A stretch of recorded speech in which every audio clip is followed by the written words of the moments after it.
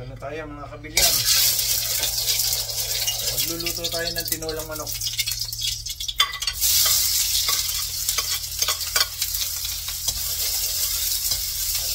Saka pritong yellowtail. Yellowtail na fish. Pag medyo mamoy na, hulog mo na lahat. Pare-pares din naman yun. Sibuyas, bawang. Tapos halo-halo mo. Ito yung isda natin. Ang prito. Dapat sabay-sabay, mabilis. Lagyan na natin ng mantika.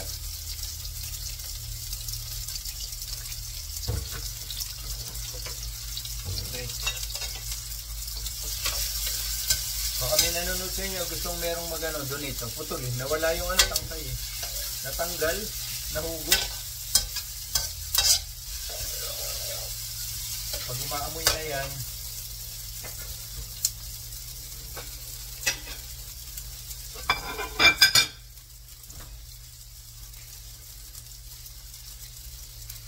mabilisan. Ito yung piprito ko, yellowtail. Ang partner. Ay shit, nahulog. Nahulog. Kaya maamoy na oh. Ito na yung aking chicken oh. Binili ko ng 1 whole chicken tapos hinilad-hilad ko. Kung bibili ka ng hati-hati na, mas mahal pa eh. May bayad pa. Ang bango-bango. Ay baka magalaw mo to. Eh tas dumikit ka na dyan.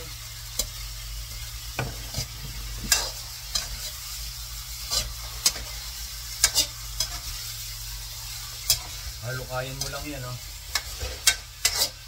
Medyo minarin. Nilagyan ko ng konting asin to eh, kanina. Lagyan na natin ng paminta. Paborito ko paminta. Paminta. Mabango daw, maamoy.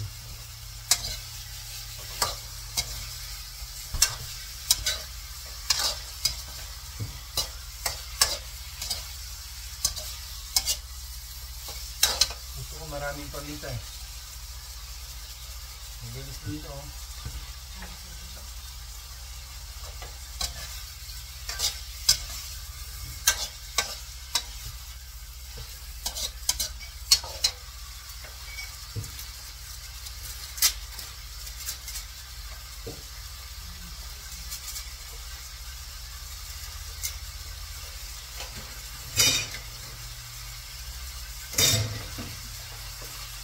Magic sarap. Lagyan na nga natin lahat. Kasi lalagyan naman ng maraming sabaw yun.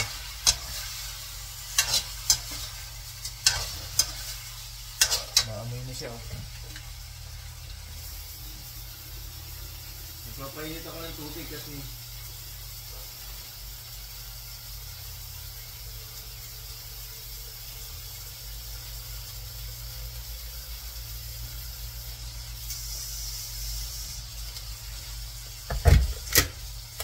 papainit ako ng tubig kasi may, sana masarap yung maganda yung sabaw ng sinaing eh, ng bigas eh. Hugas-bigas.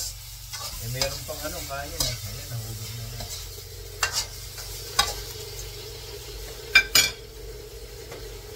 Lagyan ko ng asin, ng patis, kung pangalasan yun. Patis.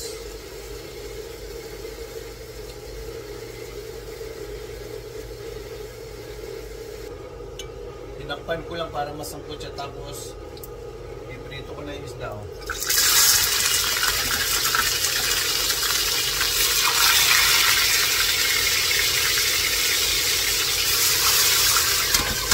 Takpan natin para hindi tuminisik. Tatlo lang kami eh. Okay na yan. Yung ito, itatago ko pa ito sa ready pa ito. Tapos habang medyo sinasangkot siya natin yung sayote ko, sabi ng lola ko, ganun yung daw eh. Pag pinutol mo, yan ko para hindi raw makati. Ito ba yun? Comment nga kayo. Dali, may nakita pa ako sa pot ko yung murang dahon. Halo ko na rin, nilaho ko na rin. Hello mga kabilyar, nag-decide ako ano na lang, yung pinampalukan. Tapos, lagyan na natin ng tubig. Mainit na tubig to. Oh. Puno natin.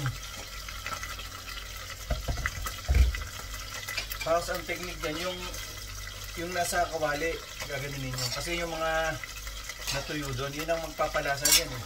Pag hinalukay mo ganun, yun ang magpapalasa dyan. Eh. Tapos takpan natin, papakuloyin, hulog na natin yung gulay. Sayote saka asparagus. Ito pala, para lumasa niya. That's it. Takpan natin, pakuluan, then hulog na lahat yung mga gulay. Tapos, sinampalukan na lang nilagay natin. Nilagyan ko na ng ano eh. Kalahati, maasim na eh. Madali naman magdagdag eh.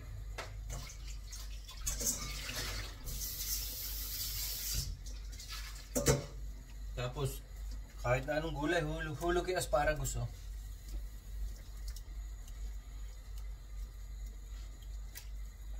Asparagus, oy. Kapal yung ano. Yung palang sili natin, ang siling haba. Ayan o. Tapos, ako, munti ko pang makalimutan yung sayote. Sayote o. Para at least maraming gulay, di ba?